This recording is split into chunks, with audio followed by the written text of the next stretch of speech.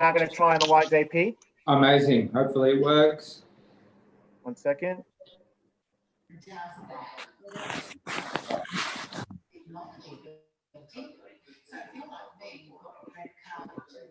Just for the benefit of everyone, this is going to be also live stream on Facebook in case people should know that. Shmuel, did that work?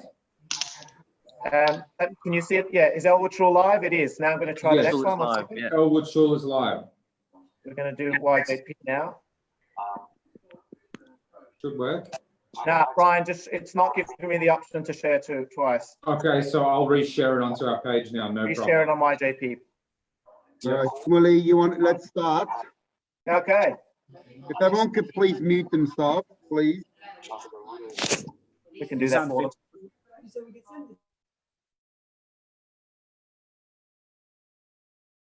There you go. It's quiet. Welcome, everyone. Good afternoon. Thank you all for joining us for this lunchtime talk, live talk with Adir Freilich. We're thrilled, Adir, to have you with us, and we're looking forward to hearing from you. Not often that we do a lunchtime talk, and there will be many people that will listen to the event, listen to your talk at a time that suits them, perhaps later on in the evening. And we're streaming it live on Facebook. So welcome to everybody who's on Facebook, and welcome to everybody who's on Zoom. It's a really appropriate topic. It's a really appropriate discussion to be having today, actually, during this period. And we titled the event, Thriving in Turbulent Times. And Adir will share his story, how he thrived in really turbulent times through a plane crash, surviving a terrible sickness, and so on. I can't help but think of the words of King Solomon of Shlomo HaMelech, where he talks about Mayim Rabim, Lo Yuchlu Lechabot et Ha'ava, that many waters, raging waters, are not enough to quench our love, and rivers can't wash it away. We're living in a time where we are being inundated with waves of not such good news, waves of anxiety, waves of uncertainty, waves of hopelessness almost. And we have to find ways that we can ride these waves, ride these turbulent times, and ensure that the love we have towards each other, the love we have towards ourselves, the love we have towards humanity, our faith, and so on, is not quashed, is not extinguished. And Adir, through his talk, will give us the tools. I think just by listening to his story will empower us to find ways how to stay positive and how to stay in a positive mindset and be optimistic, even whilst these waves it seems like these waves are crashing down on us. So Adir, thanks again. We got to meet briefly at a YJP event. And yes, this event this morning or this afternoon is being co-hosted by Young Jewish Professionals Melbourne, Moshe and Dina Khan, as well as Elwood Shule. Adir, I did meet you briefly at a YJP event when I spoke that Friday night evening about my experiences as police chaplain in the bushfires. And we had that brief conversation, which kind of brought about today's event. So without any further ado, on behalf of YJP, Moshe and Dina, and the crew, Brian, who helped set up today, all of us at Elwood Shule, we welcome you, Adir. We welcome everybody here. And the format will be that Adir will share his thoughts, after which we will have, you'll have the opportunity to, for those on Zoom, will have the opportunity to ask questions, and Adir will answer those to the best of his ability. So over to you, Adir. Thank you so much. All right, thanks a lot. First of all, thank you for having me. It's an honor. I mean, every year I come to Australia, I get invited by Moshe to an event or to a Shabbat lunch or something for the past couple of years. I don't think I'm going to get there this year, although I do have a flight booked December 8th. I don't think Australia is going to let me in, not coming from America, you know. But it's nice that we have this technology. It's unbelievable, the time in the world. I mean, it's special to have this technology, even though we're all isolated in a way, we are able to still connect in this way. So again, thanks for having me. So a lot of you guys may have met me through one of the events. I basically have a very unique and special couple stories, starting with the plane in the Hudson River. So Just a fun fact I'd like to share. I booked the flight the day before I got onto the plane. Flying in an emergency down to South Carolina was my ultimate destination. And I just got on the flight like any flight. About 2 minutes into the flight, we took off. And I look outside and the left engine is just bursting into flames. And it's really out of a movie. And actually in the movie, they make it quite accurate, besides the fact that the guy who's sitting in my seat has a full head of hair. So it's completely Hollywood, you know. But we took off, 2 minutes in, explosion. I see the engine bursting into flames. At that moment, I do think I'm going to die. And I was really scared.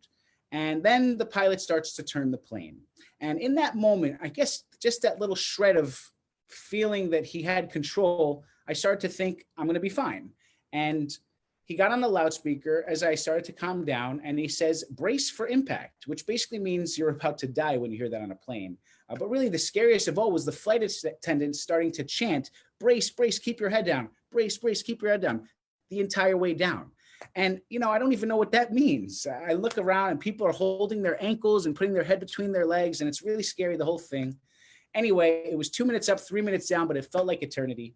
And when we hit the water, it was like a rock crashing on the water, where the impact just had us skipping on the water surface, and it was just wild.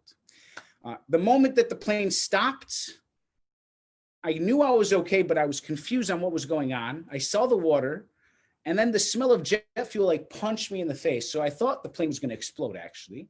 I go to leave, then I remember we're on the water, so I grab the life vest underneath my seat. It's just like the video says.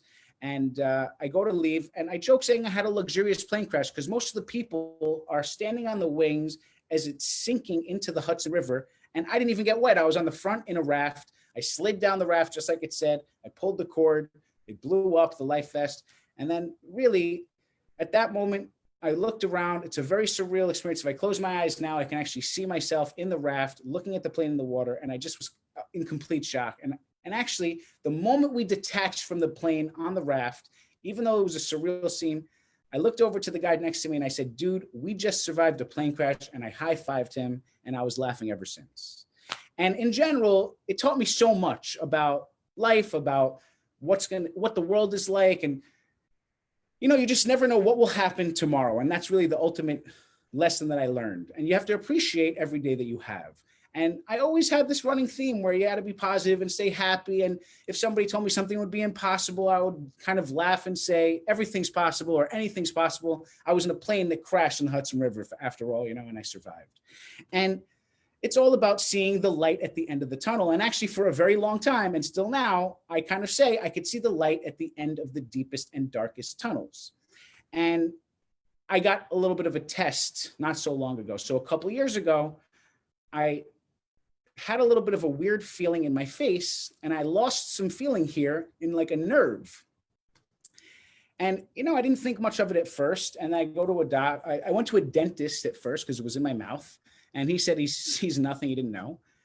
And then I started to have a little bit of more of a loss of feeling, and it spread to here. And ultimately actually spread all around my whole face. I lost feeling in, basically it turned out to be the lymph nodes in my face, and it affected the nerves. And I went to the emergency room. And again, this was something coming up. I didn't know exactly what it was. I was really nervous. And again, I stayed optimistic, but I do remember a moment where I just felt like, what the F is going on right now, you know?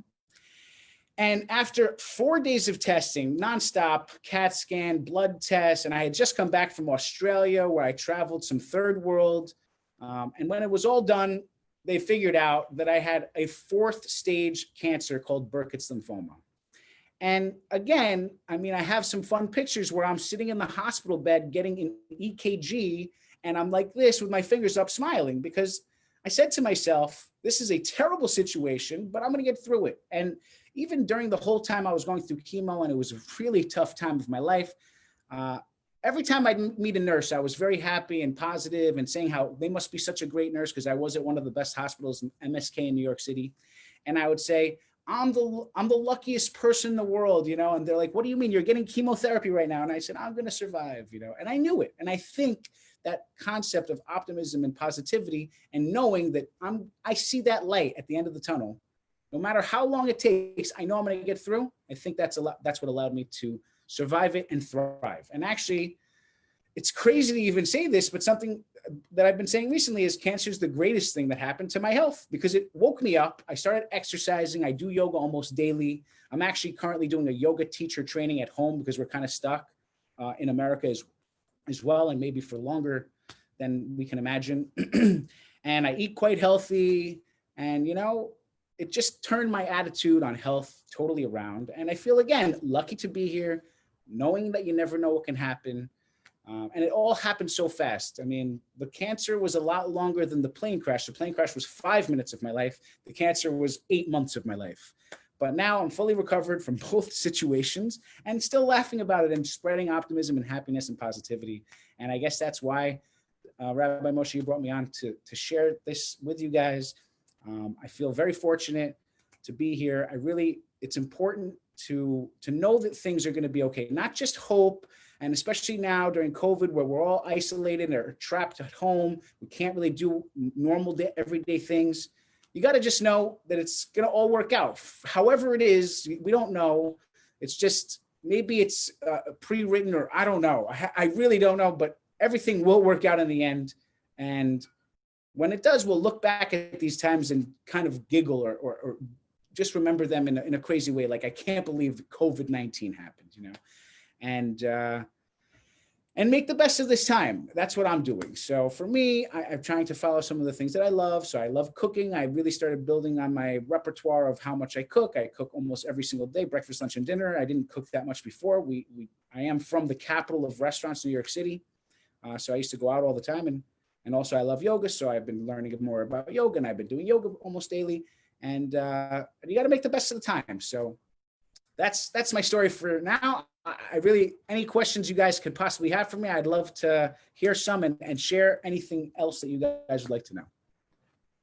Thank you. Thank you so much, Adir, for really opening up. And I want to tell you something. I've heard your story a few times and I can never get tired of it. It's inspirational. It's incredible. What we'll do is I've got a few questions, and then if anybody has any questions, they're more than welcome to put them in the comments in the chat, and we'll ask the questions. But I just think, just to kick it off, you said something which was quite amazing, and you just sort of said, blasé, that you see the wing on, the engine on fire, you look out of the window and you say you're going to die, and you think that's it, And although you say it's only 5 minutes, probably that was the longest 5 minutes of your life. I'm just wondering, what were you thinking? What was going through your mind? What were your feelings, other than you thought you were going to die? But what was actually occupying you during those 5 minutes? Well, I mean, it's a very popular question, asking me what I was thinking in the moments that I thought I was going to die. And I have to be honest, there was just pure confusion. I just was shocked. And I thought to myself, how is it possible that I will die? I'm doing a mitzvah. I thought to myself, I'm doing something good. I'm going to help my grandparents. I'm too young to die.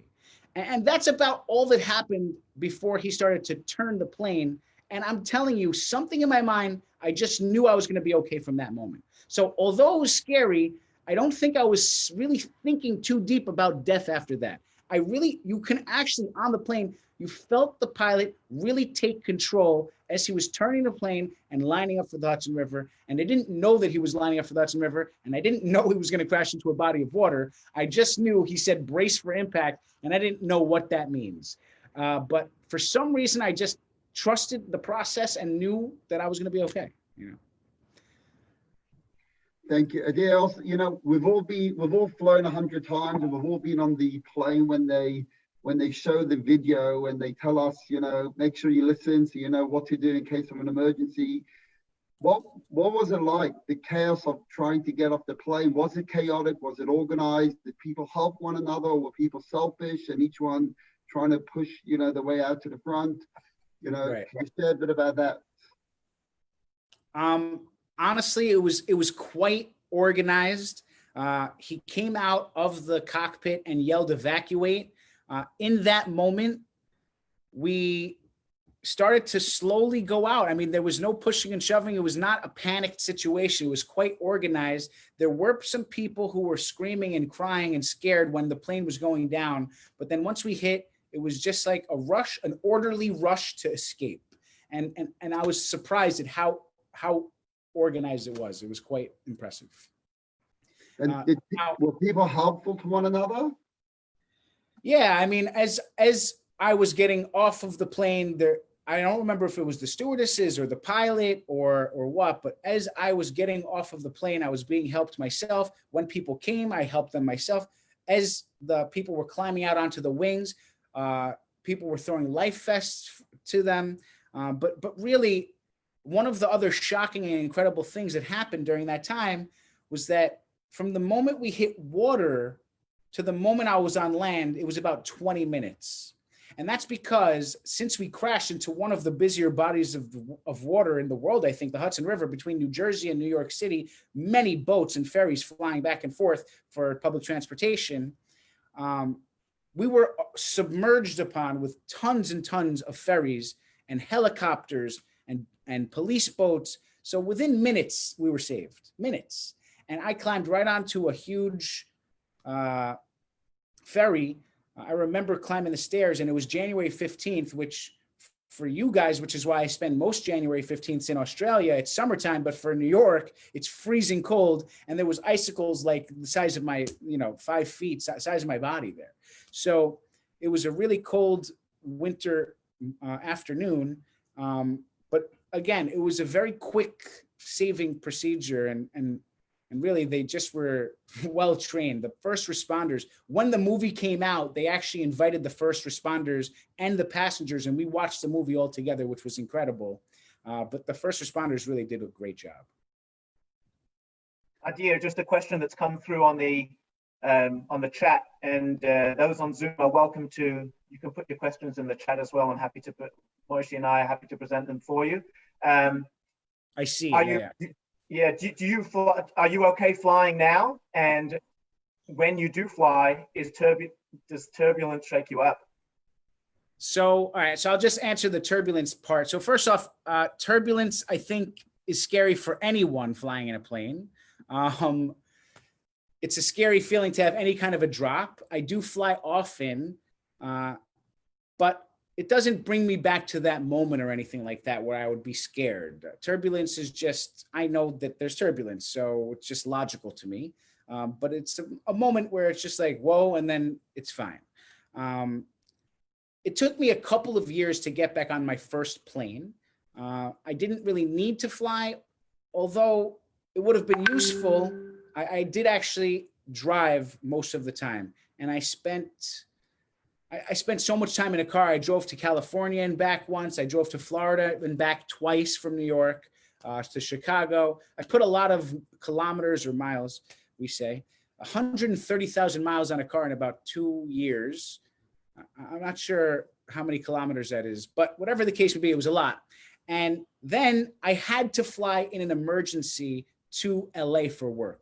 And luckily, one of my best friends here in New York is a psychiatrist. And he said, don't worry, Adir. And he wrote me a little script. He said, take this. And I took the pill, fell asleep, woke up in LA, and it was like magic. And I was like, I could fly again, But I started to fly so much because I was free to fly again that I didn't want to keep taking the pills. So I had to overcome the fear of flying. And I'll never forget it because my first flight was actually from London to Amsterdam. And I didn't want to be taking pills flying on this plane. I was thinking to myself, I'm going to do it. I'll be fine. And as I'm climbing the stairs, it was like a budget airline, and as I'm climbing the stairs outside to get onto the plane, I look and I see that the engine is actually a propeller. And this is my first flight back after not flying with any medication. Anyway, I made it. And after that, I realized I could do it. So really the only time I ever take a pill is when I want to try to relax or sleep.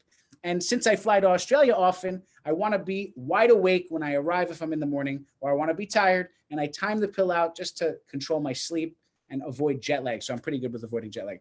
But I've actually been on over 600 flights since the crash. So that's kind of an impressive number. And that shows how fearful I am, which is no fear. However, one more fun fact, while I'm in Australia, I actually fly a bunch. So this past trip, I flew with my girlfriend for New Year's. We flew to Tasmania. Then after she left, she left me, and I came back to work in New York, and I was stuck in Australia. And I went up to Brisbane, and I went to Byron Bay, and I also went to Sydney. And during those flights, I fly Jetstar usually. And And on one of anytime I fly, I'm going to, utilize this situation to my advantage. I think that makes sense. And I want to have a fun experience when I fly. So every person that I encounter when flying, the people checking me in, the stewardesses, the pilot, if I can speak to them, I share with them that I was on this plane. And I say, I'm a little bit of a nervous flyer. I was on the plane that crashed in the Hudson River in New York. And they're always shocked and amazed, Anyway, one set of stewardesses just loved the story, as a lot of them do, but they were a bit shy, and they asked me to tell them the story. When everybody left, they said, can I stay and take pictures? And they just were eating it up, and they took a picture with me. And that was it for me. I had no idea. But the next flight I took, as I always do, I just for fun said, as I usually do, sorry, I'm a bit of a nervous flyer. I was in the plane that crashed in the Hudson River. And this flight attendant was like, oh my God, she was so excited, from Jetstar. She was so excited to meet me. They actually posted it on Facebook and told my story. So I became a little famous on Jetstar, which makes me kind of excited to return to Australia, where I have fame. And they just take such great care of me. I'm VIP on Jetstar. And this lady's like, tell me when you're flying back. I'm going to try to get on that flight. And then she wasn't able to, but then when I introduced myself to the new crew, they really were aware, and she's like, don't worry, they know you're coming, etc. So, I definitely milk this thing for what I can, and it's a lot of fun for me. But I do just enjoy flying. I really love exploring the world. I love seeing new places. I love coming back home. So I have zero fear of flying. It's amazing. Amazing. Thank you. Thanks, Adir. We love hearing all your stories. One of the questions Jess just asked, is there anything in your childhood that you could think, you've got such a beautiful and amazing attitude. Everything is always positive. Everything is always great. Could you think of something maybe in your childhood, that molded you in such a way? I don't know if it's anything with my childhood. I'm not, huh? Sorry, my girlfriend's in the background here trying to chime in, saying maybe it's this, maybe it's that, but I'm not so sure, to be honest. I think the plane is what really made me positive and optimistic, and seeing that whole light at the end of the tunnel thing, because I've always been a happy guy, but that kind of experience, it's like, it's an unreal thing, because most people die in the first plane crash. It's like the chances I'm in two are slim, but the statistic might be a little skewed, because people do die in the first plane crash. But every plane, this is one of the most incredible parts of this miracle on the Hudson, why I've coined it that, is that a plane is not meant to crash into water. And if it does, most of the time, it's a very horrific event.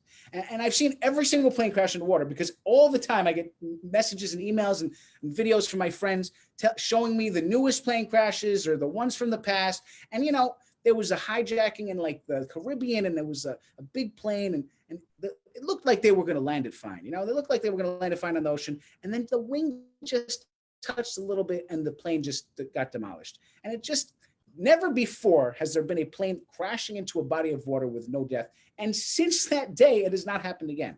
And that fact that I was on that, and it's such an incredible event to happen, going down as one of the greatest things to ever happen in the history of New York, is a really special thing to be part of. And it's not a hard thing for me to chime optimism into my brain when I think about that moment, because I know that in almost every other scenario, I could have died. And since I'm here, I'm not going to let something small affect me, because I know I was part of something so big. So I think I can't say it's something specific from my childhood. I actually had a little bit of a rougher childhood. I wasn't the happiest kid, but at a certain point in my life, when I started working and having some success and having a good life and surrounding myself with smart and successful people, I was pretty happy, and pretty cheery. But it wasn't until the plane that really enforced that optimism. And then when I was sick, as I said, I was really positive and happy. When you're going through something that is basically potentially going to kill you, it affects your mentality and it affects the way you act. And that in turn, whenever you have people around you, and I had a lot of people around me, luckily, if I was negative and sad and frustrated and complaining, which is what most people are dealing with when they're dealing with cancer, it would have a negative effect on the people around me. And actually, some of my friends just couldn't believe how happy I was. And like I said, the nurse story where I'm saying I'm the luckiest person in the world. And these nurses are used to people who are dealing with getting chemotherapy. And I promise you, I don't know if there's anybody on this Zoom listening, chemotherapy is a very painful and excruciating thing. It's not fun at all. And it's not that I'm sitting there whistling and happy while I'm getting it, but I just had an optimistic attitude and outlook on it. And again, knowing I was going to survive it just made me, if you know the termination, the outcome, it's a lot easier to get there if it's a negative experience. And so, I just came to terms with it. I accepted it. And, we can relate to it, which is what you guys were saying in the beginning with the COVID. This is a terrible thing going on in the world. People are, and I think to myself, how lucky I am in this scenario. In all scenarios, I try to think, how am I lucky compared to others, And I'm not going hungry. I'm not going homeless. There's a lot of people being very affected by this. In the very beginning, I was very optimistic saying this will be over soon. And then one of my closest friends got the COVID and went into the hospital. And he's like a big 350-pound guy, okay? He's a big guy, tough guy. He's like my friend if I have a problem and need someone. No, I don't have any problems like that. But anyway, he's a really big guy, okay? And he calls me on a FaceTime and he's crying saying, I don't want this thing to kill me. I don't want to die from this. And I'm telling him, don't worry, you're a young guy. You're not going to die from this. And then that day, 500 people in New York died, not New York City, in the state of New York died in that day. And that's a sad thing. And he scared me a little bit and it became a little more real. Anyway, I kept speaking to him every day. You're going to be fine. Stay positive, stay optimistic. And of course he did, thank God, get through it and he's fine. He actually it's his birthday today, actually. And we celebrated yesterday, just by poolside here, 6 feet of distance. And, in general, it's a crazy time and there's so many people really suffering around the world. And I'm guessing based on the YJP community that I've met in Melbourne, everybody's living kind of comfortable. We might be alone or we might be out of work or lots of other things that are nothing compared to what the rest of the world is really going through, And even if you are going through something tough, just know that it's not going to be forever. This is going to be solved. The whole world is in this together, wanting this to end, So yeah. Thanks, Adir. It's absolutely incredible. It's an absolutely incredible way to live. Another question that has come through is, do you mind sharing what your original prognosis was, your cancer prognosis? And as a follow-up, and I think you may have already answered this, what you've just said, do you feel, is it fair to say that your attitude, the way you live, your optimism, your positivity actually aided in your recovery? All right. So the first thing is the same friend that actually is the psychiatrist. He's kind of my first line of defense. So when I had the loss of feeling, I spoke to him immediately and he didn't really know. And he said, let me just send you, you're probably okay, but just to be safe, let me just send you for some blood tests, And so I went to get the blood test and I'll never forget it. He called me the next day. He sounded a little sad and he was basically telling me I will be okay, but I either have lymphoma or leukemia. Okay, so these are the two options he presented me with. Okay, he's a psychiatrist, but he's able to read the results. And he sends me right to a hematologist who does their own blood tests, an Israeli doctor named Dr. Shani. And then she calls me the next day and she goes, no effing around, Adir, go right to the emergency room. And basically, I said it before, they had 4 days nonstop testing where I'm in the hospital, just smiling, and just like, I'll be fine. I didn't know what it was, but I knew it was gonna be okay. Anyway, I never met that doctor again because instead of my follow-up appointment with her 10 days later, I had a follow-up appointment with one of the top oncologists in New York for my specific type of lymphoma, Burkitt's lymphoma. Another Jewish doctor, by the way, Dr. Ariel Inouye. And I met her and she said, hi, Adir, nice to meet you. Go right to chemotherapy, 5 days immediately of chemotherapy. And later on, once we knew I was okay, and I'm always laughing and everything with her, I asked her, just out of curiosity, how long did I have to live? And she told me 2 to 7 days had I not seen her. So it just shows how close I was to death again. It's just a wild thing, wild thing. But the truth is they just have a cure, and maybe in 5 years from now, they'll say, oh, you have Burkitt's lymphoma, and just inject you into something, and I have a friend who met someone in Australia, actually, that had the same exact cancer as me, and he went through 10 months of chemotherapy. Mine was 3.5 months, So it was a wild ride, but I do think that the optimism led to my quicker recovery. As I said, I was very smiley. I think also because I'm a pleasant person to be around, even going through chemotherapy, the nurses were very attentive. My friends were there for me. I wasn't a miserable person who's sick. And if that's even if you love someone, when they're sick and miserable and unhappy, it's hard to be around that. You want to be there as much as you have to, but you don't want to be there. I don't know how to explain it. Like, of course you want to be there, but it's like a harder experience. And I made it a very easy experience. And I was very fortunate to have a lot of people visiting me and calling me and texting me. And I think family and community coming together and being there for me really helped shine it as well on the fact that I was going to be okay. And really, it's an honor to share this. I feel lucky to be alive. I feel lucky to be, and the same way Moshe, I'm saying, same way, Rabbi, that you're saying how it's exciting to hear the stories, and it's amazing. It's amazing to me too. It really is. I'm not cocky about this. I'm very humbled by this all. And I have some friends that we always talk about stuff like this and laugh. And, I'm kind of like a fun party trick. Like, I come to a party and my friends are like, tell them. And so I'm always telling the story. This is not the first time I've told this story, and probably not the last time. I really enjoy sharing it. If anybody could take any kind of positivity from it, it makes me feel good, and it makes me happy to be able to share it and have a positive influence on people's lives. I'm trying to figure out where I'm going to gear my life so that I can really focus on that. But getting these opportunities to be able to share with you guys, it makes my day, although it's nighttime for me. But Adir, thank you again. Just something which I think is really relevant now and important for so many of us to hear is that, obviously, as you know, I spoke to you briefly before, and Melbourne has just gone to a stage 4 lockdown, and there's a lot of panic around that. And, you've been through, you didn't get to mention it all, but I know a bit of your story. Every 10 years of your life, you've had some major trauma, which you might want to talk about. But is there any specifically, mental exercise, if you like, that you do to overcome panic? A lot of young people out there worried about the unknown, the uncertainty. Is there something that any tips or advice that you could give? I'll tell you for myself, and part of what came out of the cancer actually is more of like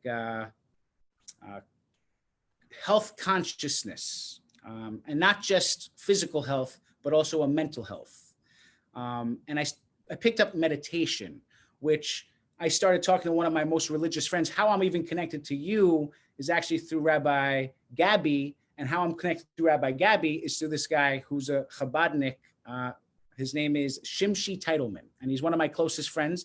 I met him flying to Sydney about 5 years ago. And I shared with Shimshi how meditation is changing my life, and he should consider doing some meditation, and he said he had read some books on it, but actually prayer is meditative. And whether you're religious or not, that time in your own mind space where you're praying or have a mantra or breathing, or, that moment of, I guess, what is it called? I'm just blanking on the word, but this moment of like mindfulness, of being conscious of yourself and your thoughts, and taking that, whether it's, I do it for 15 minutes in the morning. My girlfriend does it 20 minutes in the morning, 20 minutes at night. People who pray, obviously, you pray multiple times throughout the day.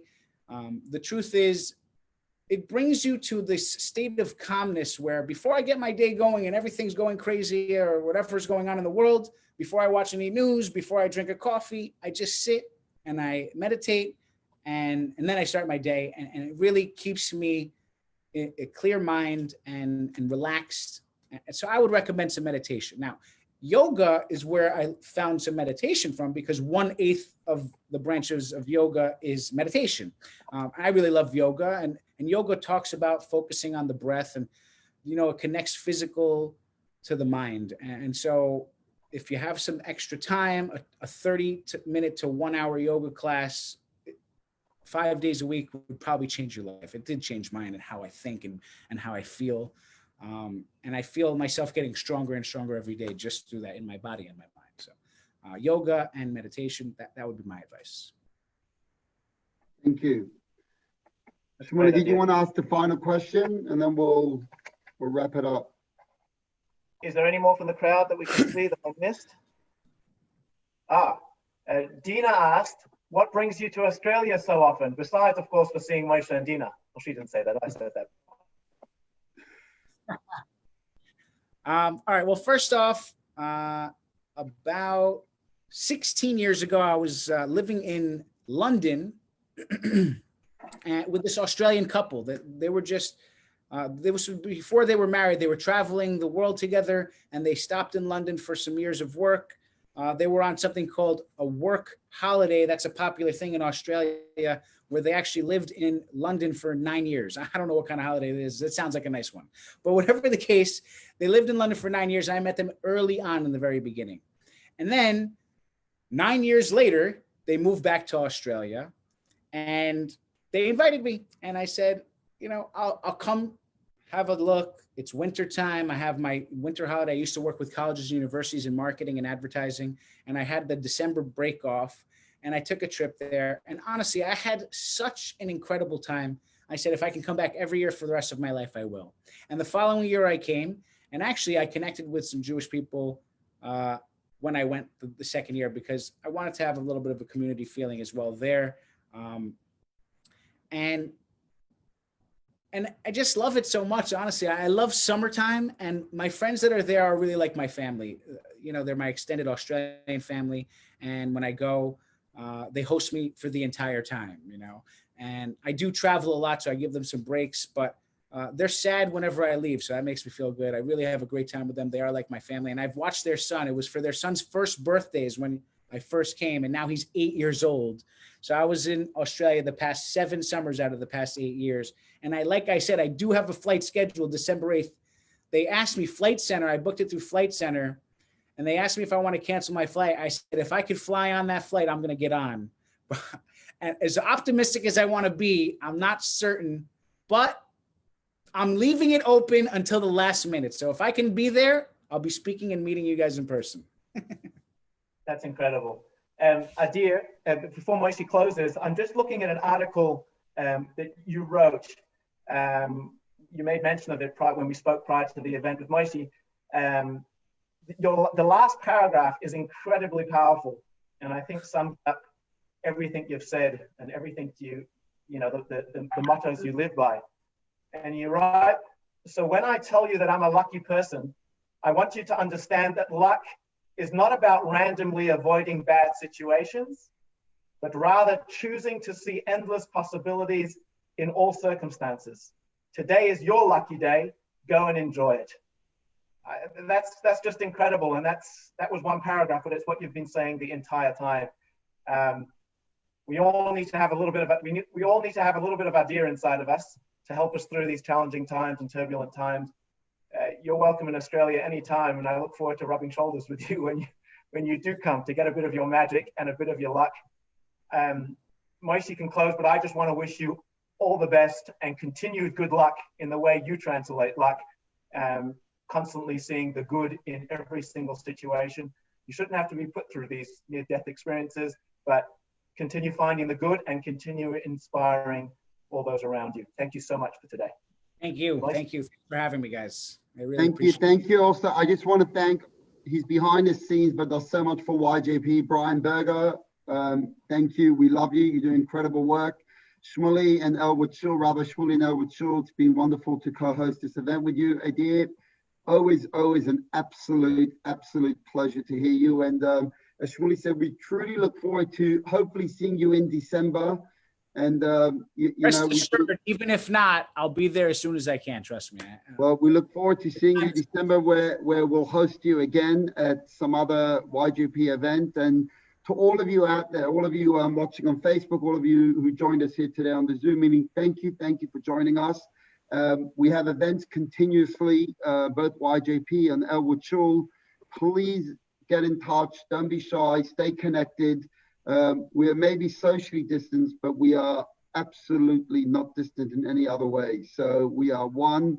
We are just on the other side of a call. And please keep safe, keep healthy, keep positive, and take some of Adir's messaging and allow it to penetrate you and keep inspiring you on an ongoing basis. So thank you all for joining us. And we've got a YGP date night on Wednesday night. So any of you out there wanting to join, please join us for that. That's our next formal YGP event. But thank you all. Take care. Somebody just asked me to post the link of the paragraph that I just read with Adir's conversation. And I'm just trying to do that now. You know, I think YJP actually, who posted it? YJP posted the article on their Facebook page. You can see the article there. They posted it a couple of hours ago. It's from the untitled.com website. So you can hop onto YJP's website to see that Facebook page to see the article in full. Have a wonderful day, everyone. Thanks again, Adir. Thank you all. Good day, guys. Take care. See ya. Bye. See ya. Bye. See ya.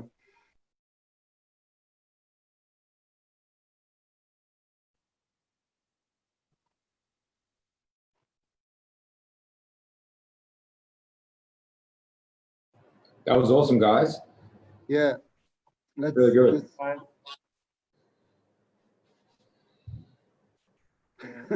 Some people don't really. All right, we'll finish. We'll chat. Brian, you end the meeting. Yeah. And then Your call. All right, Brian, thanks Shmuel so got much. it. Moish will chat after. Shmuel, thank you. thank you guys.